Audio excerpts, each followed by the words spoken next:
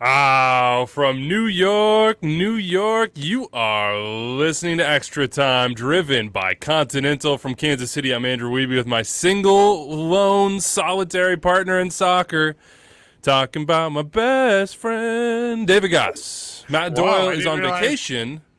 I didn't realize this was a Spotify. Now we're getting music going too. I know, We do the I know. full thing. It's tough. I could call you my best friend, Dave, but you don't respond to my texts. No, I don't respond to So, anyone's text though, if it makes you yeah. feel better.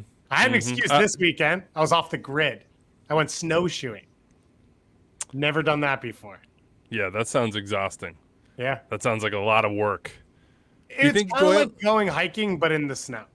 You think Doyle's snowshoeing today? He's got this week off. You think he's snowshoeing, enjoying the outdoors, or is he in the exact same position that he's normally in, just not recording Extra Time? He's in the same chair, facing the same direction. That would be my guess. Yeah. Probably 18 episodes into the Clone Wars or something like that. Something aspirational. Evan Ream coming up on this show. Sacramento to MLS. That is not going to happen. And Evan's going to explain what happened and what comes next for MLS and Sacramento. It's not dead, folks. Could still be there. RSL assistant GM Tony Beltran going to stop by for some MLS story time, talking CCL final, Beckham in the locker room after that 2009 MLS Cup win, but also about what's going on with the club. How are they moving forward? What is the mindset within? What comes next for Al Salt Lake? And we're going to talk about our breakout players for the 2021 season, aka I'm going to throw teams at Dave, and he's going to throw names back at me, and we shall debate also. Before we get to the meat of the show here, be sure to check out the call-up, subscribe, sister podcast, love what they do. We're here for them. Also, we have 5 questions that will define the 2021 offseason from Sam J. Jones on MLSsoccer.com, who also does the kickoff email, which you should absolutely subscribe to. It's like a newsletter with personality and all the things you love about soccer. And Greg Seltzer has his top 10 breakout candidates for the season. I wonder if you will agree. But first, the Produce and Honors reminder of the day. We have a new system to, quote, deal with Andrew Wiebe on the show. I don't know what this means. So, last week, in my infinite volunteerism, I don't think that's a word. I volunteered to judge an academic decathlon for high school kids in New Jersey via Zoom. And my role as one of the judges for speeches was to alert the students, athletes, I don't know what they call them, on their timing, because the speech had to be very specific. So when Anders says it's almost time to wrap up on this topic or this question or this interview, you will see this sign, Andrew. Oh, come 30 on. seconds remaining. That means, because this is how my read went, that means you have spoken for 3.5 minutes and you have 30 seconds remaining to speak. And then when you see this sign, 0 seconds remaining. you have 15 seconds to wrap up, or you will get a time penalty. So this is a problem that most people don't hear or see, but we see in the private chat of Anders being like, why are you asking another question of Kobe Jones? And me internally thinking, well, I have Kobe Jones right here, and if I have a question, you'd better be damn sure I'm going to ask that question. So 0 seconds remaining on any preambles here. It's time for David Goss's breakout players in Major League Soccer for 2021, and I am playing the enviable role of picking names straight out of the hat, and I'm going to start with Minnesota United. Interesting. So Minnesota was a tough one. There was a few that were tougher than others, because there's a guy named Tomas Chacon, who's technically on the books at Minnesota United. Shout out to my guy Rodrigo on the Chaconistas. And at the same time, he's a DP, and he basically never plays for the team. So it was hard to kind of like get around whether or not it would be him. It should be him. The other 2 names for me that pop up are Callum Montgomery, who we've talked about on this show, should be a player, getting minutes at MLS. He's there. And DJ Taylor, the USL player that they got in at right back, who I think fits the Roman Mentoner backup. So those are the 3 names floating around.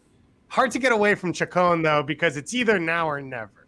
Yeah. I mean, when I think of Chacon and Minnesota United and Breakout, it's not like Breakout, he's going to be in the team performing. It's Breakout, he has to leave to find a way to get playing time. Like, that's the breakout part. He's got to, like, break out into another place, another team. This was a hard one. I didn't give you an easy one to start. Let me see if I can how about Philly?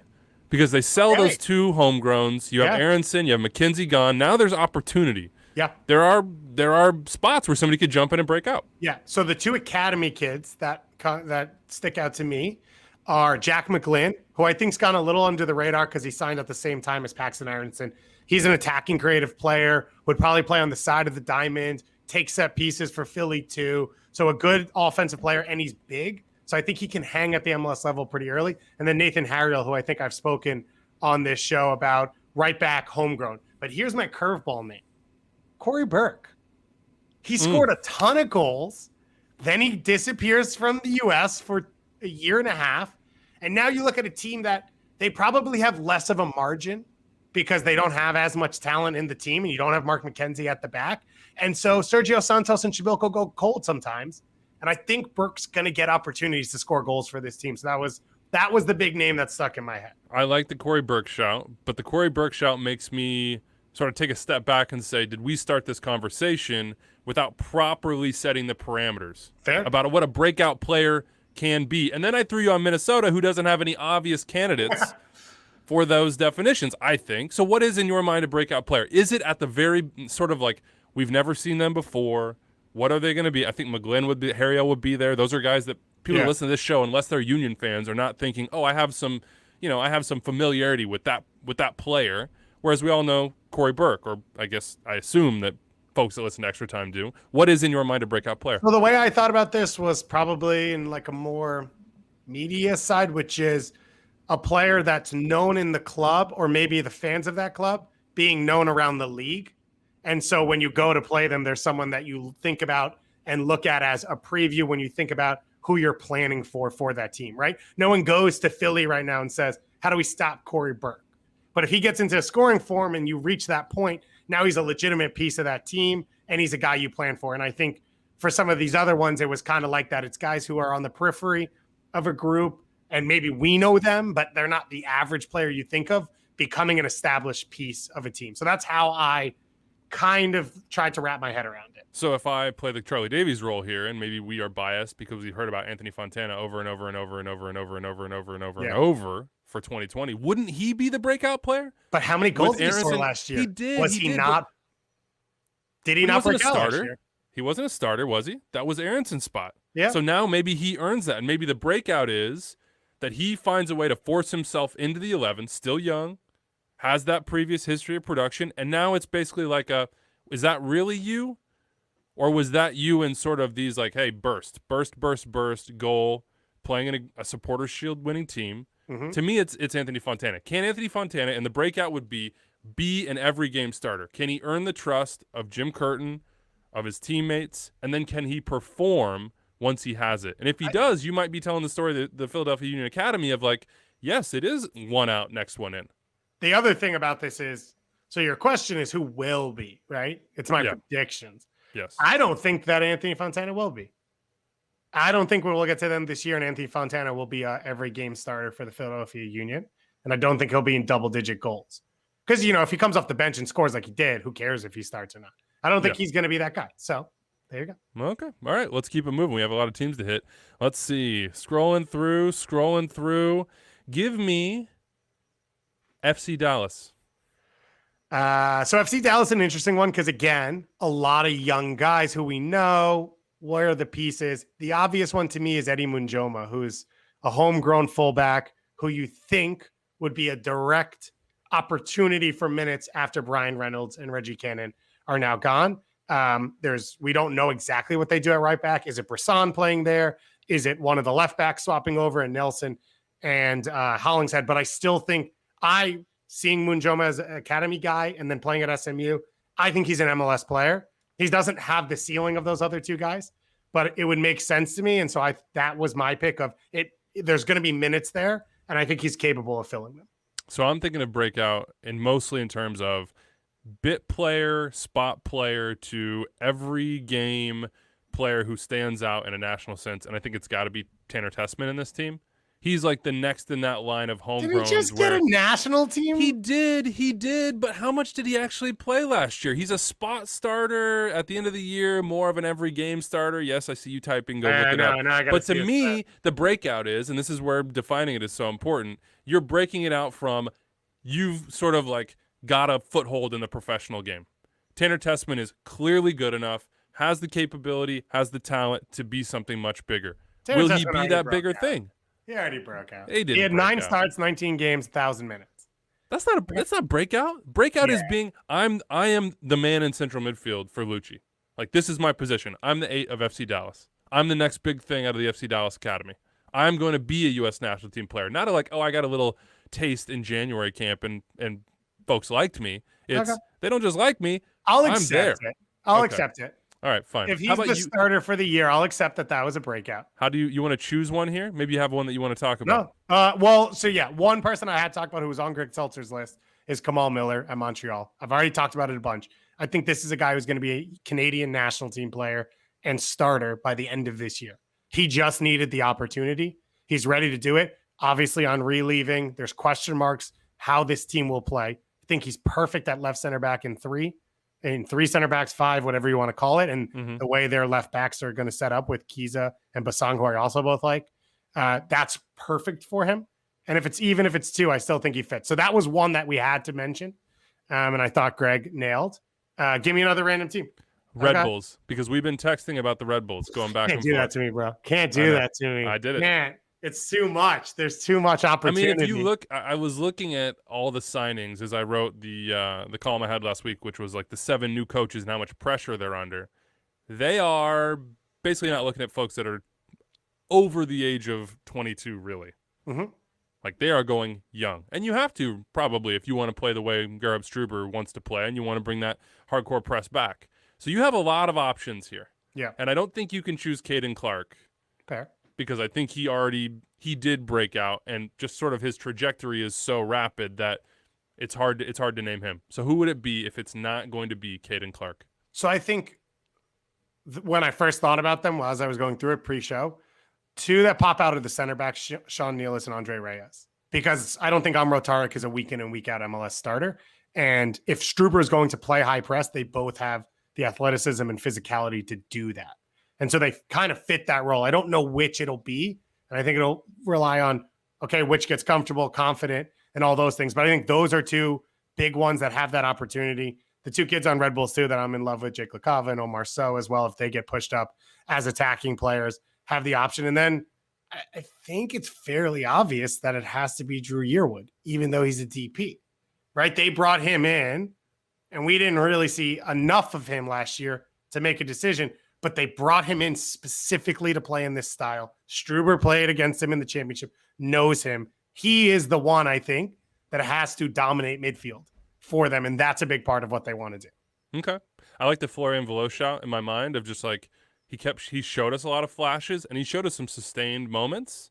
He was I'm the just best rooting player for on him. the team last year. I know. I'm just rooting for him. Yeah, 100%. But I think he broke out. Yeah, the breakout is that people like us might know that, but maybe not everybody does. Yeah.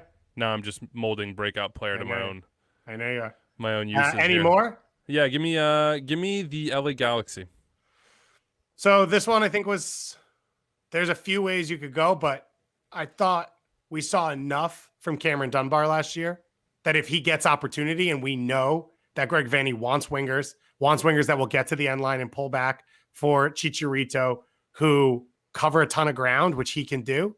If he gets minutes, he will have a good year this year. And now there's structure, right? Like Greg Vanney, he's ready. He knows how to do this. He knows how to work players into the system. And I just think for a young player, it's been chaotic there the last few years. And now you get a refresh and like a reset of everything. There's some academy kids that I'm excited about, homegrowns, newer signings, but I think Dunbar is the biggest one. And Seltzer, I think, put Efra Alvarez, which makes sense. Yeah, that's who I would go with. And it makes me think that maybe you and I are just thinking about this on a different level.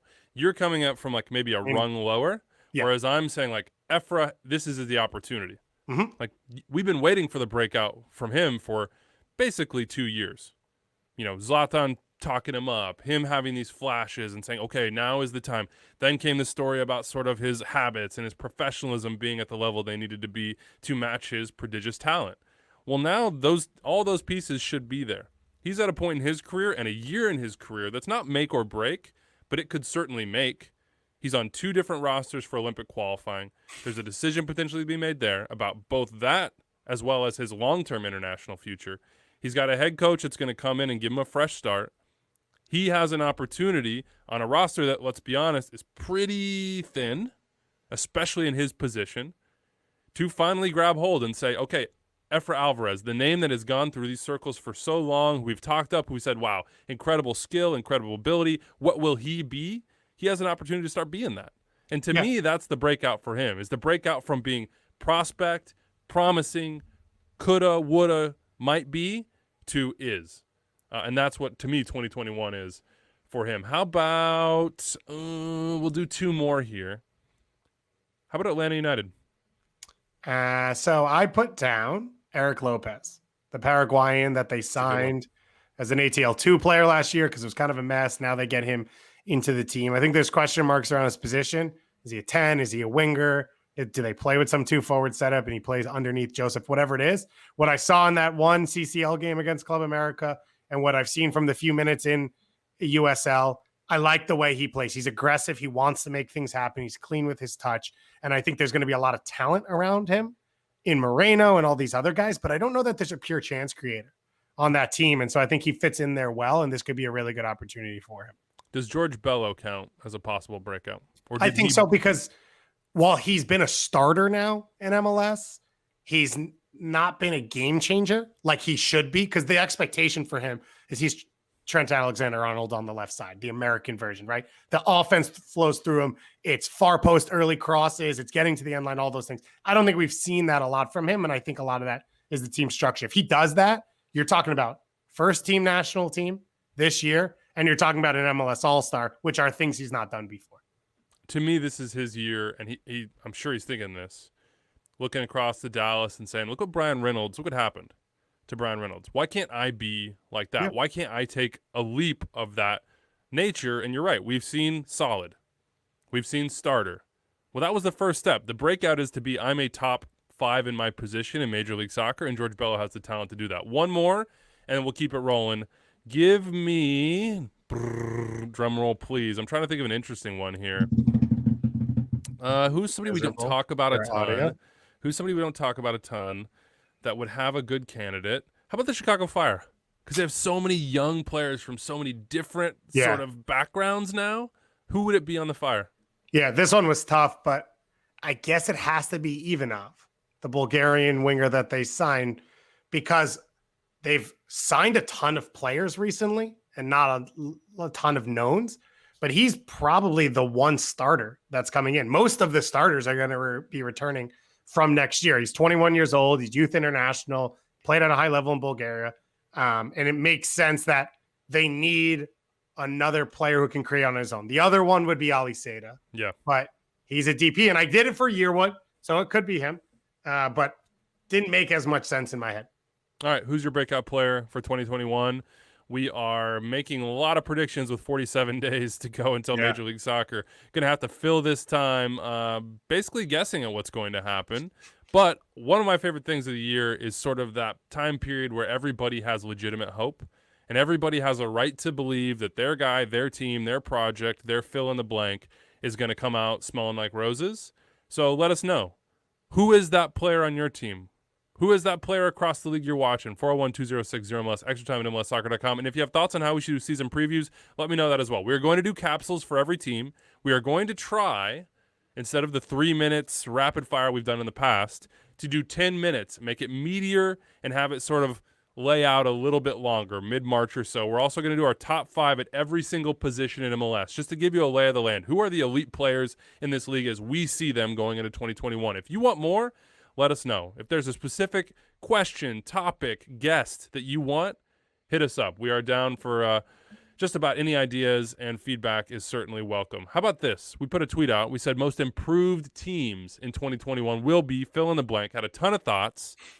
I am going to say for that one, let's go back to George Bello, Atlanta United. And Atlanta fans, don't take this all that positively.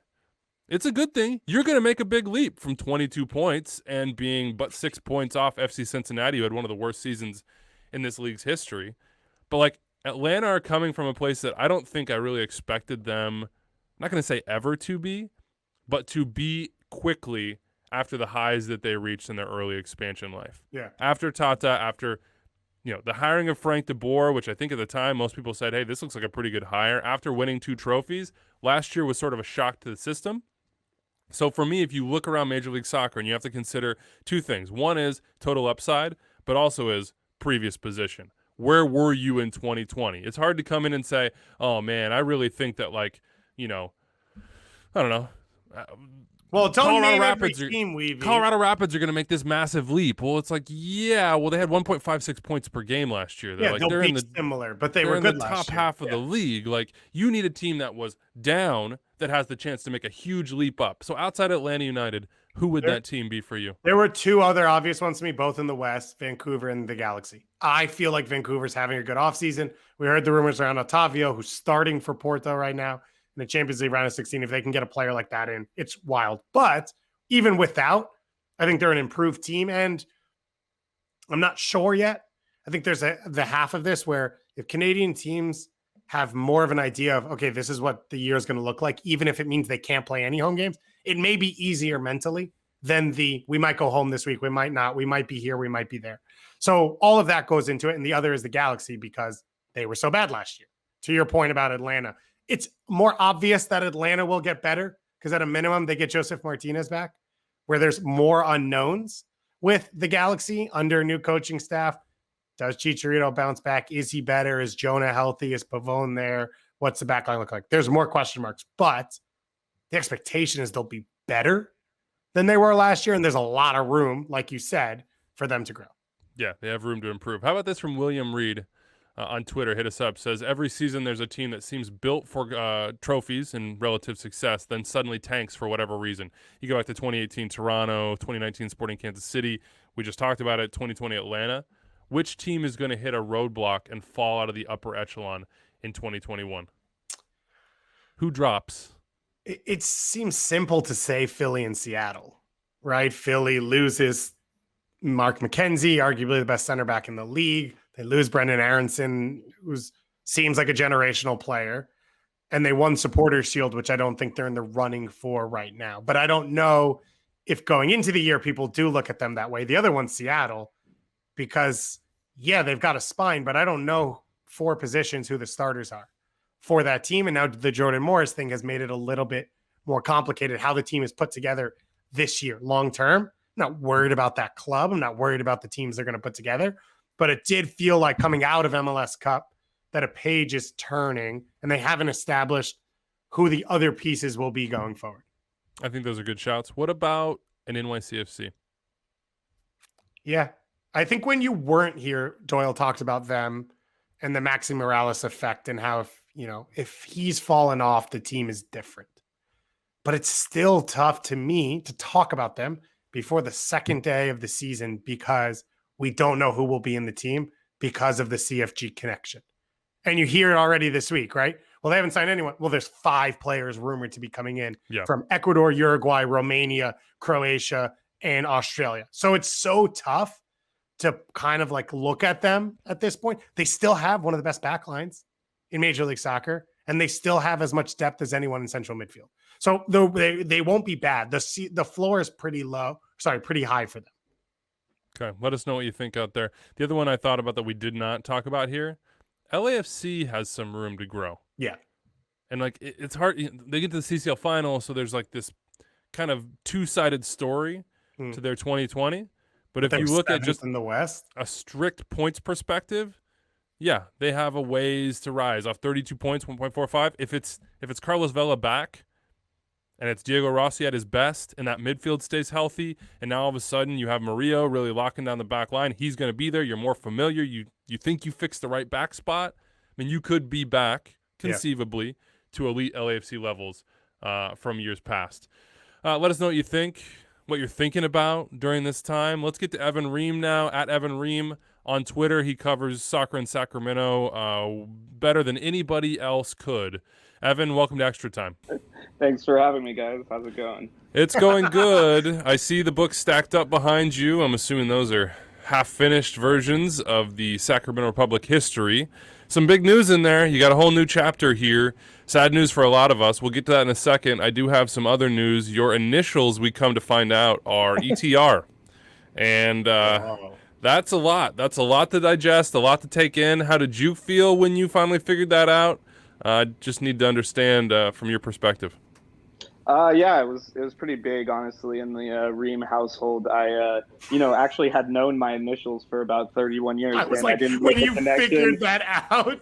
Well, Weeby texted me last night. I was kind of delirious. I've been moving to Sacramento, and he's like, "You want to come on ETR?" And I'm like, "Oh, dude, those are my initials." And probably a smarter person would have figured that out earlier. My guess. Look, don't be too hard on yourself. You had a lot going on, man. Breaking news in Sacramento. In case you did not see it on Friday night, there's an update from Major League Soccer. I'll just kind of read from the news here. I think that's the best way to do it. The statement from Major League Soccer. Earlier today, Ron Burkle informed the league that based on issues with the project related to COVID-19, he has decided to not move forward with the acquisition of an MLS expansion team in Sacramento. After working for many years to bring an MLS team to Sacramento, the league continues to believe it can be a great MLS market. In the coming days, the league will work with Mayor Daryl Steinberg to evaluate possible next steps for MLS in Sacramento. So keeping the door open, which makes sense given all the infrastructure stuff that's going on, Evan. I'm just curious the reaction on your part when this news dropped. What was the first thing that popped into your mind, and maybe those of soccer fans in the city? Well, it was it was a lot going on when I got the news. Somebody texted me right before I was actually about to coach my first game since we were allowed to start playing games in youth soccer again. And so I just called some people really quick, and I was like, what is going on? But at the same time, I don't really think I was particularly surprised, just based off of the relationship that this city has had with its pro sports teams in the past. This is nothing new for Sacramento, and I think the people here are probably feeling a bit jaded and disappointed. But again, this has happened before. The Kings tried to leave a couple of times about 10 years ago, and what I guess the important thing to remember is what was really shown was that the people of Sacramento are incredibly resilient and supportive of their sports teams, and so I have no doubt in my mind that even though they are probably not feeling so well right now, that they still don't think this is a done deal in terms of MLS to Sacramento, or not a done deal in terms of MLS to Sacramento. You've got the stadium site. You've got support of local politicians. You've got support of the community. All those things are in place. What is now missing is an ownership group. How do you look at the future here? How like MLS in Sacramento, soccer in Sacramento? What does that vision look like to you? Well, I mean, it doesn't really matter what it looks like to me, but what can I see? I don't know what will happen in the future. And really, it's just the requirement of money is like the only thing that I think is missing, the enough capital to pay the MLS expansion fee and to continue the development of these infrastructure projects that have been, laid out by the club, and projects that I think would be really good for the city. Really, I think at this point, it's just trying to find that, I guess what they were calling, the idea of somebody with big money coming in before was the whale or whatever, right? They're just trying to find that whale. You obviously have written about the history of soccer in Sacramento, and the reason that MLS was drawn was because of the success of the USL team and the environment around it. Since MLS had been announced and obviously now wavering, has that atmosphere still been the same? Is it a soccer market still? Is this the right fit? Well, it's hard to tell because there's been one game with fans since that MLS team was announced, or maybe they were in the playoffs. I'm not. They might have played it in playoffs after the MLS team was announced. I don't remember the exact timeline of that because it was last October. Or sorry, geez, the time is flying. Yeah, flown by. October 2019. I mean, it's hard to tell. There was just one game. There was a sellout. I think the team was, as well supported as it could be from, a safe distance last year when I followed them. But it's really hard to say what's been going on because essentially since that announcement has been made, everything has been locked down. What comes next? I know this is a moment of, as you said it, I think the word that you use is uncertainty. That's it for our lives. That's it for so many aspects, and certainly that's it for MLS in Sacramento. What do you think possible next steps are? Is this strictly just a waiting game to see if ownership emerges? What might happen with the hole in the ground in downtown Sacramento? Like, what could come next? So for the listeners, what he's referring to as the Rail Yard District, which is the largest urban infill project in the entire United States. So there's just a hole of nothing in the middle of Sacramento that used to be like a vibrant the Rail Yards District. It used to be, bustling with commerce and everything, but it's sort of run down, and it's a spot that the city has been really trying to redevelop as of late, because there's just a lot of room that could be turned into something a lot nicer. So as far as what's next, it's so hard to say. I mean, I really think that Sacramento Republic FC would probably be playing soccer in MLS next year if there wasn't a global pandemic, right? Like, it's impossible to say what's going to happen next because there's just so many unknown variables. But it'll be interesting to see how this plays out. We'll figure out what happens from here. Evan Ream, at Evan Ream, buy the book when it comes out, right? Evan, I appreciate your time, man. Hopefully we'll start to know more, and the future is yet to be told, I guess. Yeah, thanks for having me. All right, big thanks to Evan Ream for joining us. A lot of uncertainty. That's sort of the state of our world right now, but we will see what happens in Sacramento. A lot of things done. You have support of the local politicians. You have support from the community. You have a history of success at the USL Championship level. You have a hole in the ground, like Evan said, in downtown Sacramento. We'll see if someone steps up and tries to keep that project moving forward. Speaking of projects in a little bit of limbo right now, I think there's only one way to describe Real Salt Lake, and that is limbo. Not sure what the future looks like, but we do know Tony Beltran, a former player, now assistant GM, has taken a leading role in trying to guide that club toward the future. Let's take a listen. We chatted with Tony earlier. All right, time now for an AT&T 5G call to the field. To Utah we go. Assistant GM of Real Salt Lake, Tony Beltran, joining us. Tony, what's up, man? Gentlemen, thank you for having me. Good morning. Morning. ETR debut, and with an ETR debut comes MLS Storytime, but we will get to that in just a little bit. We have not talked a ton about Real Salt Lake this offseason, outside of some of the changes, obviously, foundational changes that have been happening at the club. So now's the time to sort of update both us and our listeners. From your perspective, man, let's just kind of lay it all out there. What's happened in the last year at Real Salt Lake? What's the feeling that you have now about the present and future of the club? That's a lot to unpack right there. Look, I think over the last year, a tremendous amount has happened, not only for our enterprise, but for the entire world. That much is obvious. And, I came into this role, and at the end of 2019 and 2 months later, we were in a global pandemic, unprecedented times for us all. And we were furloughing half of our workforce. And then 6 months after that, we had everything come out publicly with our owner, and, are now in the midst of that transition. So it's a tremendous amount has happened in such a short period of time.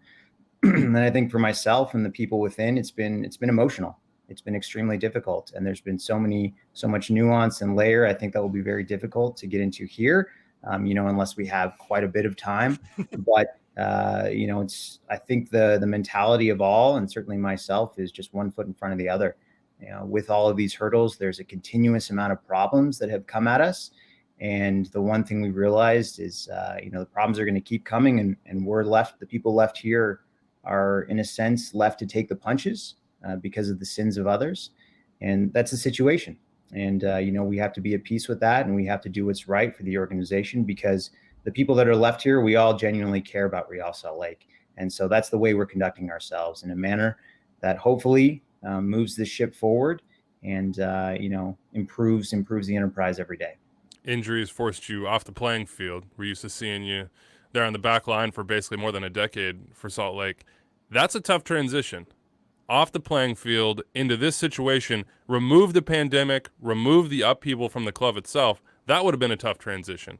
For you personally, how have you done this? What have you learned about yourself, about the business? How do you sort of look at this situation in your experience and say, how do you sum it up?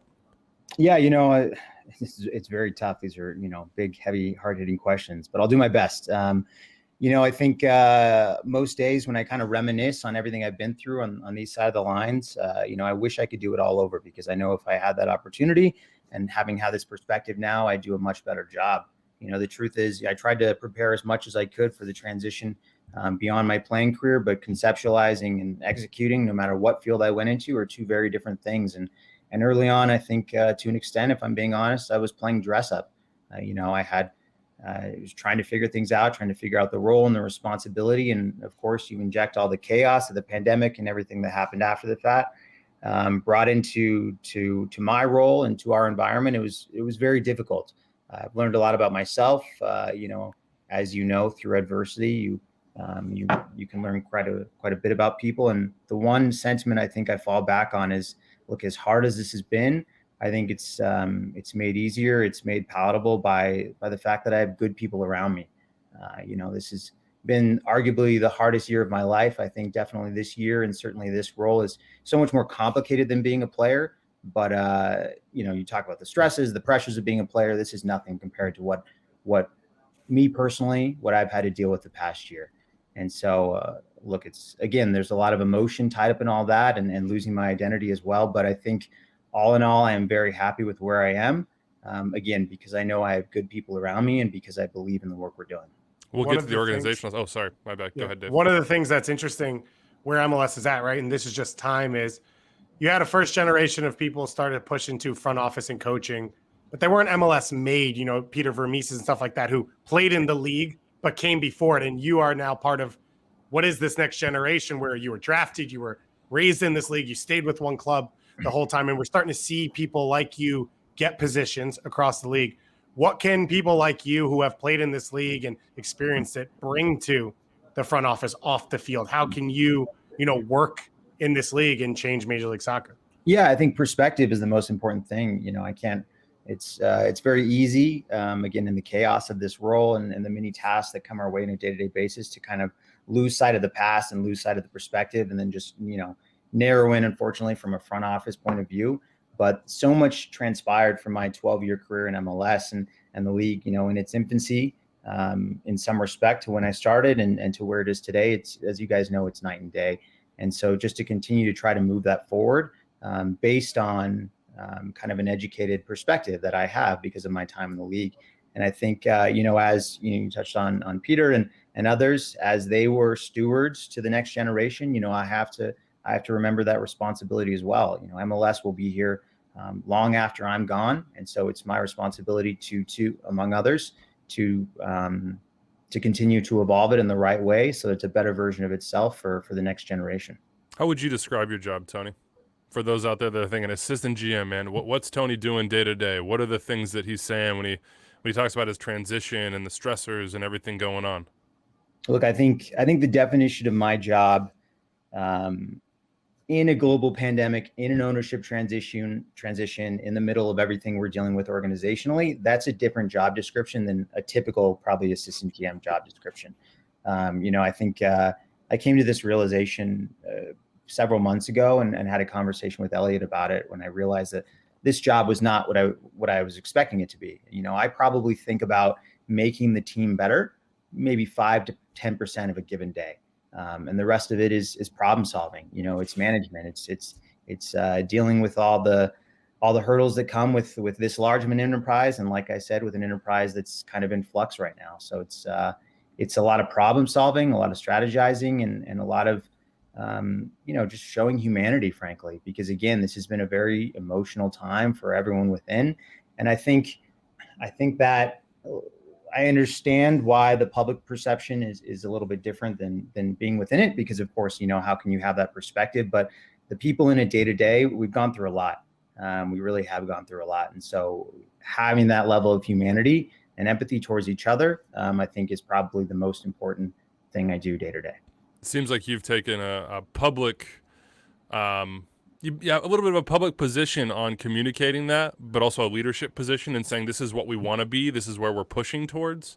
Certainly. How do you think about your role right now and what is happening at Salt Lake, and what are you and everyone else within the organization trying to build towards? What's sort of the North Star? The obvious one is new ownership, but that's not under your control, so to speak. No, it's not. And look, I think, myself included, and certainly everyone in the organization, we probably stressed about that a little bit too much. At the beginning of that timeline when everything came out, there there's a lot of anxiety around a transition such as this, and a lot of unforeseen. And, so you hear rumors, you read about things, and, frankly, you guys probably know more than I do at this point, because, after a certain amount of time, it just made more sense to not let that be a distraction, because there were so many moving parts, and like you said, just focus on moving forward. And I think the best way for us to do that, when we came together and talked about it collectively, was in the RSL way. And this organization has needed a cultural reset for a very long time. I think, arguably that's, look, RSL is very accomplished, and depressingly so. It's very sad how quickly the culture that was here, how quickly that culture eroded.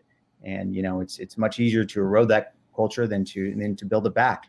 And so in the short amount of time that we've been giving in this crisis, as you know, through crisis is opportunity. So we decided to use this opportunity and launch the RSL way, and have this be kind of a new foundation, our foundation of rock bottom for moving forward. And again, we did this for a multitude of reasons, that I've talked about publicly before, but I think one that gets lost, and I think, again, that I've mentioned, one of the most important ones is we did this for our people internally. The people at Real Salt Lake had arguably been in some kind of abusive relationship with their owner for a very long time. And sorry, not with their owner, but with the way the enterprise was run, and the culture here. And I think because of that, it left people in a very difficult emotional state. And so doing things the right way, that was the most important thing for us. And that's the way we're operating day to day. Obviously, that's very difficult as things come at you with so many moving parts. But again, this is about humanity. This is about doing the right thing, and hopefully doing the right thing sets the new owner up for success for whenever they come in. How do you handle this time period, though, where, you want to create a direction and create a culture and move in one direction? And I think not just off the field, but on the field, MLS is in an interesting place where clubs are trying to figure out where they stand. The league is growing. The budgets are changing. The types of players that are brought in are changing. How do you find, an identity in who you are without that leadership at the top, or before it comes? Yeah, it was very difficult. We spent a lot of time thinking about it, and look, I'm a history major. So, I read a lot of Utah history, kind of during the beginning half of the year. And, we wanted to make it uniquely authentic to Real Salt Lake, to Utah, something that was only appropriate, a designation that was only appropriate for us. And, we leaned on our predecessors like everyone does. And we looked at a lot of European clubs and how they have such storied history. And we're still very much in our infancy. But with that comes a lot of autonomy in the fact that we're still writing our own history, which is exciting. And so we use that opportunity to kind of tie our culture into Utah's history, and make it, authentic of the people here, and the story of the people here, and the story of the team and how it came to be. And so that way it's hopefully truly representative of what Utah is. And frankly, as we research this, we realized that exactly what I'm just talking about has made the team successful in its past. Where do you go on the field? Walk me through that. I know you said it's 5 to 10%, but what have you guys done this offseason that you're happy with? 10%. Yeah, the fun 5-10. What are you guys happy about this offseason? How do you think, we like to talk about identity and where teams draw players from and how they manage their budgets and, all the little different things that make each individual project different. What makes this project different, or what will? What are you trying to make those sort of markers in the ground? Yeah, I actually think our roster is in a very exciting place. And look, we have very limited parameters in which to operate in right now. Discretionary spend is out the window because of course, we're without an owner at the moment. And that's obviously an ownership level decision. But we do, we have money in our budget in which we can operate. And I think we've made, a couple shrewd moves to hopefully strengthen our roster in a few places. If I'm being overly critical of our team last year, I think we were a little stale in the attacking third of the field. And I think injecting a little bit of life in there is probably the most paramount thing for us to do. And I think hopefully in a few ways, I think we've accomplished that. And, I really feel like, again, our roster is in a good place, and we've done a majority of the heavy lifting.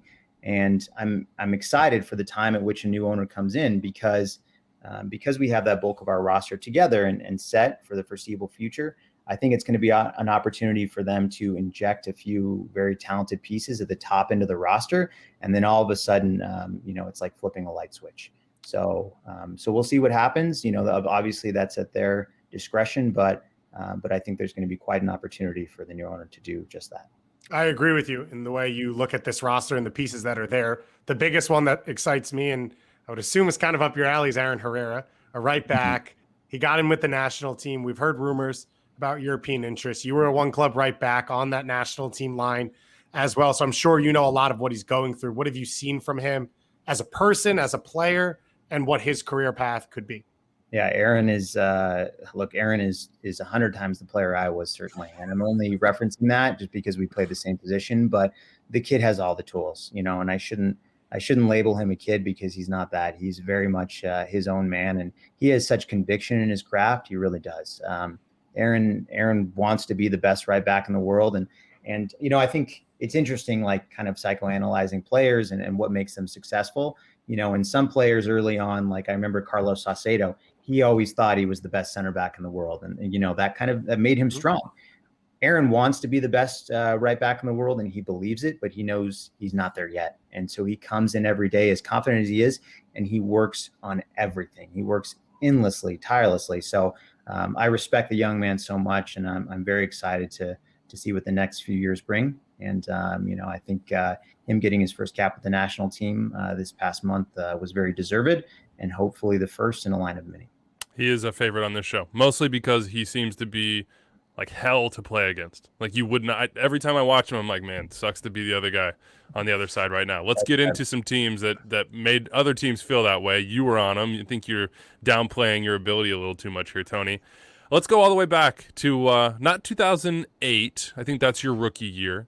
Let's go to 2009, which would have had to feel like a magical season in a lot of ways for the club. A new stadium, a playoff run, not just a playoff run, an MLS Cup. Tell me about MLS Cup. Getting there, the feeling of being like, oh my God, we're playing for a title when you guys, correct me if I'm wrong, like into the regular season, playoffs were still a little TBD for you there. And then to knock off the Galaxy and Landon and Beckham, all the shining lights that were within that squad, had to have felt like just sort of a dream. Yes, it did feel like a dream. That's an apt word for it. And it feels like a dream also because it was like almost half my lifetime ago at this point.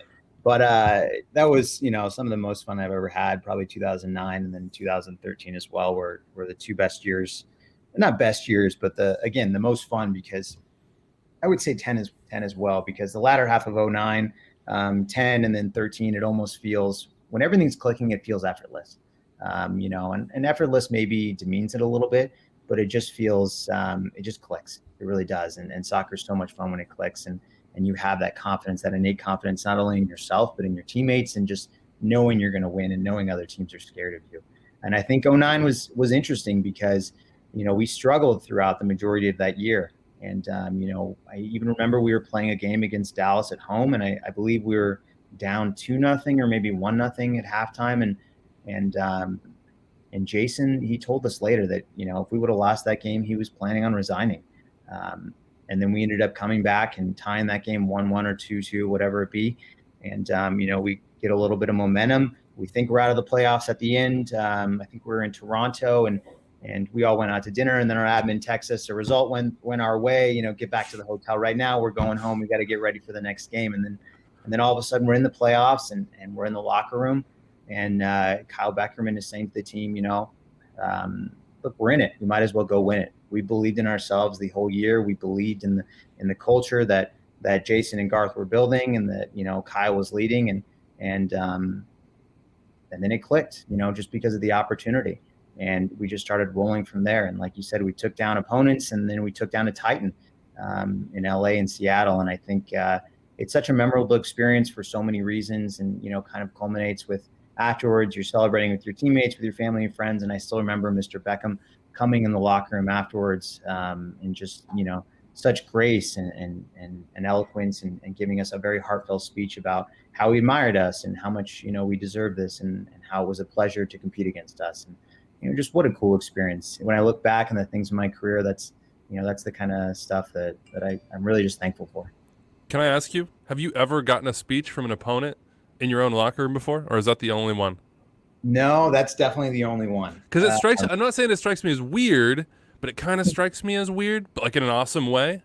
Sure. I mean, Like, what? How does that? Because you had the Zlatan thing, or I can't remember what it was. Like, don't go in my locker room. You don't come in my locker room, sort of thing. I forgot about that one. But yes, I guess that was the second speech that we got from an opponent in our locker room. Certainly. But you have to be David Beckham. You have to have that aura, and you have to have the respect of your locker room for you guys to be cool for that happening. Like, yeah, no, you're absolutely right. I think only very few people could do that, and Mr. Beckham is one of them. And you have to have the respect for that individual, but that individual also has to approach it in the right way and be respectful and look like when he came in, it wasn't about David Beckham. It was, again, just about congratulating us and just him being entirely authentic. And that's a really cool thing and something that you don't see from many pro athletes. But again, very special, and we were all very much touched. We've talked with a few former players about their teammates and guys that I guess we just want to ask about. So I apologize here if you don't want to. Sure. You played with a lot of greats, obviously Kyle, right? Javi Mo, all these guys. One of the names that sort of goes under the radar and wasn't at his peak at RSL is Clint Mathis and just what he's done for U.S. soccer. Do you have any good Clint Mathis stories for us or Clint Mathis experiences? I have quite a few Clint Mathis stories for you. I'm trying to think of an appropriate one, because I'm pretty sure my mother listens to this show. So wow, that's good for us. We're happy about that note. Clint is quite a character, and man, he was a great competitor. He used to yell at me so much. I was going to say a young defender against Clint Mathis. Oh, he used to murder me, but in the best way. We'd come in the locker room and he'd put his arm around me and laugh it off. And he really did want me to be a better version of myself as far as a soccer player. That very much was genuine. But when he was between the lines, he was very much just seeing red. And that happens when you're a young player. That's part of it. I remember the first 2 years of my career, I felt like Jamison wanted to break my leg every training. But then, you earn their respect and that's okay. And that's an over exaggeration, definitely. But a Clint Mathis story, one that's like for a little bit of banter, a little levity. I do remember Clint did try to pitch me one off season on a pyramid scheme, excuse me. Nice. And that was pretty funny. So, I didn't end up investing, but oh man, you just missed that. You could have been gold level. Could have been. Jamison is another name that we talk about a lot, both on camera and off. I think he was on my top 25 MLS players of all time list. Yeah, look, in my opinion, and I think I'm biased, I didn't play with Robin. I didn't play with Eddie Pope. I obviously followed their careers. I know Chad Marshall well, but I think Jamison's the greatest defender in MLS history. Pure defender. I think there's better soccer players and better soccer player defenders. But as far as just out and out defending, when he wanted to stop you, you weren't going to get by him. I don't care who you were. If you were Wayne Rooney, if you were Landon Donovan, or Joe Schmo, it didn't matter. Jamison had such tools available to him that the average person can only dream about. The average professional athlete can only dream about. He made it look easy. I remember, and I used to play next to him, which was so much fun. But Nate Sturgis, those first 2 years, Jamison was on the team. He was on the bench a lot and didn't play a lot. But he used to tell me his favorite day of the week was Saturday because he'd just cozy up on the bench and he'd be right there next to Jamison and you'd watch Jamison hunt down players and that's really what it was. Positioning didn't matter, organization didn't matter, and he was organized. He had Borchers next to him to help him, but when he put his head down and he went hunting, you better hope you weren't the prey.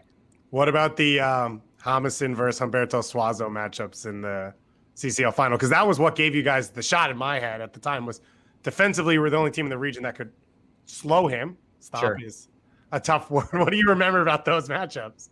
Yeah, that a lot of emotion around those matchups. A lot of that, emotion around that final. That was, that's the most heartbreaking moment of my career. 13 definitely hurt. It really, really hurt, especially in the manner, but nothing compares to the Champions League final. That was especially, and no disrespect to Ned who filled in that role, but especially not having Kyle in the final, losing him because of yellow card accumulation. That it's just heartbreaking. It really was. But I do remember those battles and Suazo, he was the best player in the region. There was no stopping him. but Homison was the best defender in the region. And it was it was an entertaining matchup, and I think Homison did a great job. And unfortunately, we fell just an inch short.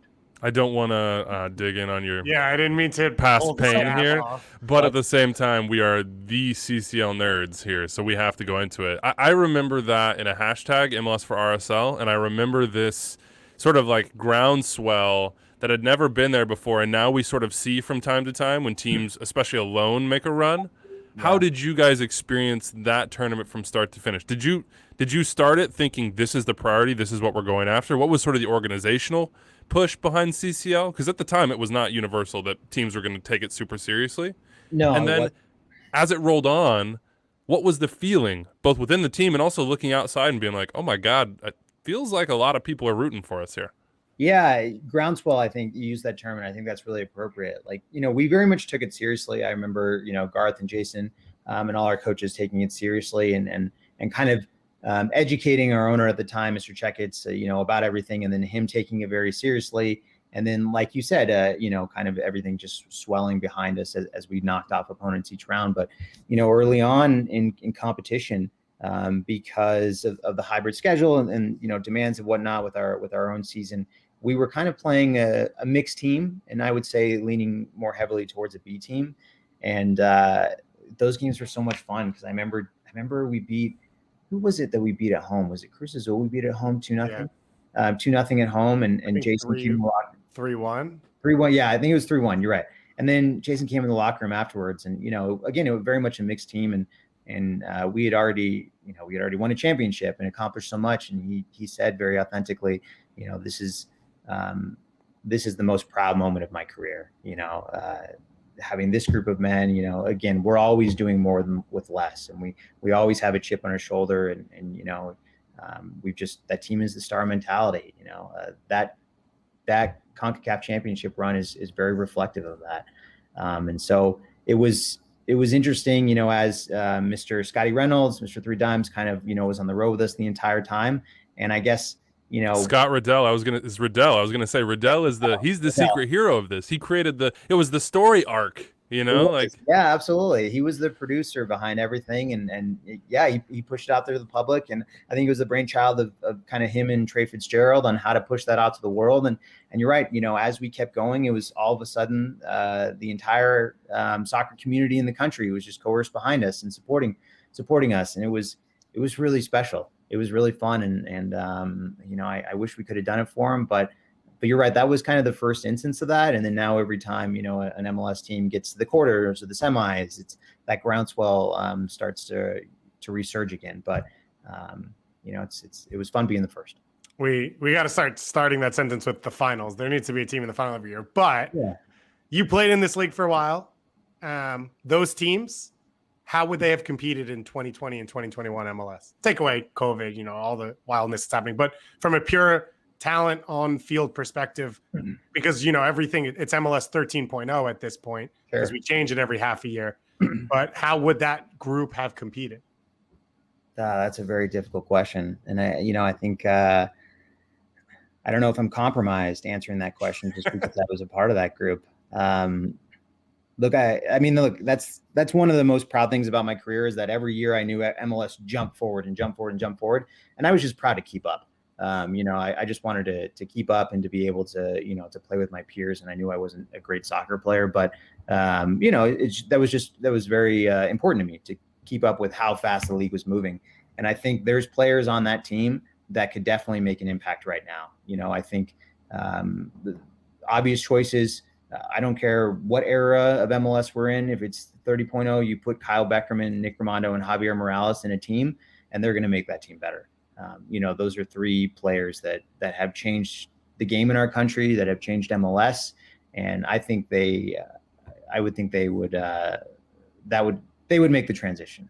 But outside of that, I think, how would we do overall? I mean, look, we were the David back then, and I think we could still be the same, play the same role right now. I really believe that. So I think you could inject us right now and we'd compete. I really do, because again, we just, most of the interesting thing about pro sports is is there's only like this much of a difference between the elite teams and everyone else, or the elite player and everyone else.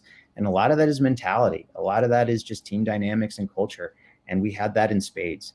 And so I think, for areas that we might lack right now because of the way MLS is accelerated, everything that we did have would make up the difference. Who has ever get the played group chat going? Tell everyone to start running. And when this is all over, let's get you on the field versus Columbus Crew, and let's see what happens. When and if you're ready. Has anybody ever played the game more angrily than Fabian Espendola? Oh man. I don't know, maybe Will Johnson. That's pretty angry as well. That's true. But Fabian definitely takes the cake.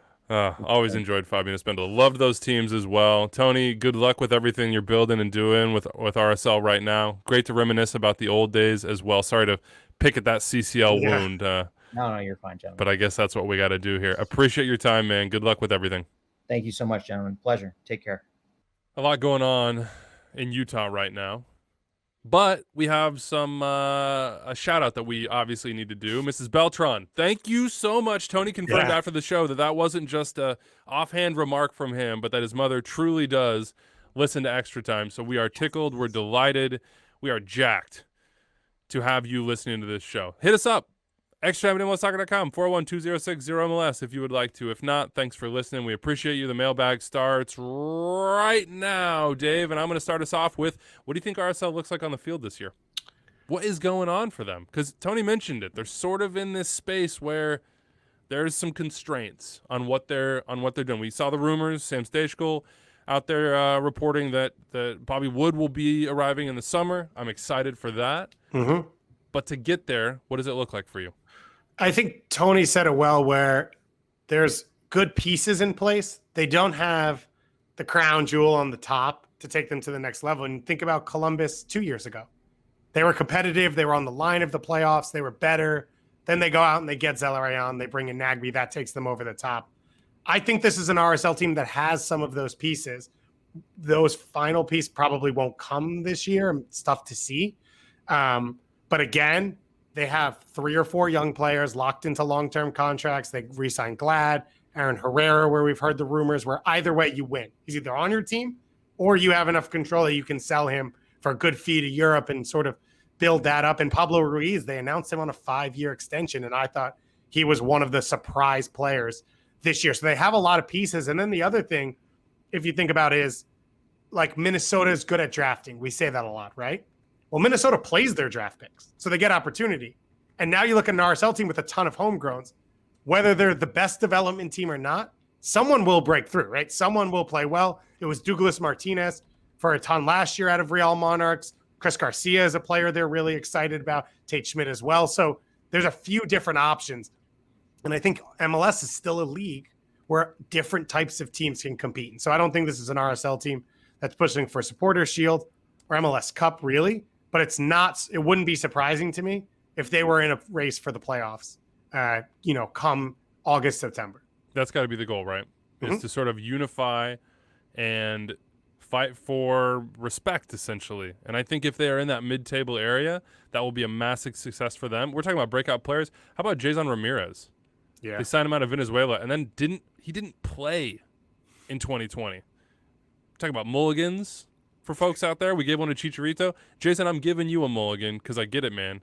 You come from Venezuela, you're a young guy, you're just trying to make your career go, and you get into a situation that is awfully difficult. Well, 2021 is your year. That's the flip side. You might get the mulligan, but then that you got to, it comes due at some point. And they could have games this year where they have 8 homegrown / former USL players starting.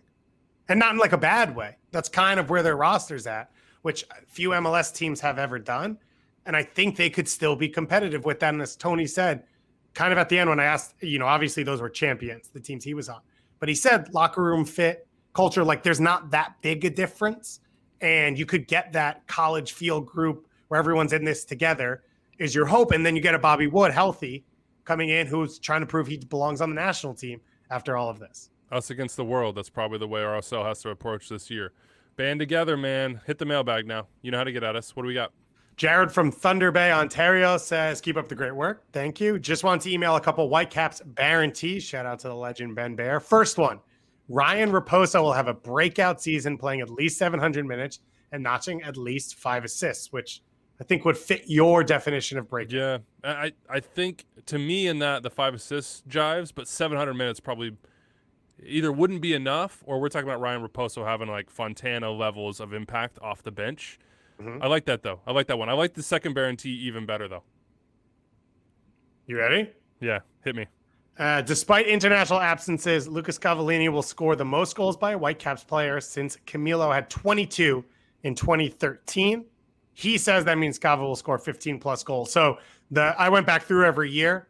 Kai Kamara in 2018 had 14 goals, and Freddie Montero had 1 year where he had 13. That's the highest. It's pretty bleak. Some of the years you look at, like no one in double digits, or Octavio Rivero's name, which didn't really work out for them. So that would put the line at 14.5 on Cavallini. Where are you going? I'm going under. Really? Yeah, just because I'm playing it safe, and that's not a knock on Cavallini. No, that's exactly what it is, Weeby. No, it's not. The largest personal offense ever. No, it's not. It's not. I want to say more because I think Caicedo and Dahome, and then whoever it is, if they sign a DP here, I think that they'll put him in a position to be his best self, which is sort of letting those guys run off him a little bit and then arriving in the box at the right time. And he's just a bull, too. Once he's on it, he's going to find the runners, and then he's going to get into a position in the box where he can be effective. The finish wasn't there last year for him. So and the even support last year, wasn't there. Yeah, last year, 18 appearances. Remember, he didn't go to MLS's back and all the back and forth. Still had 6 goals.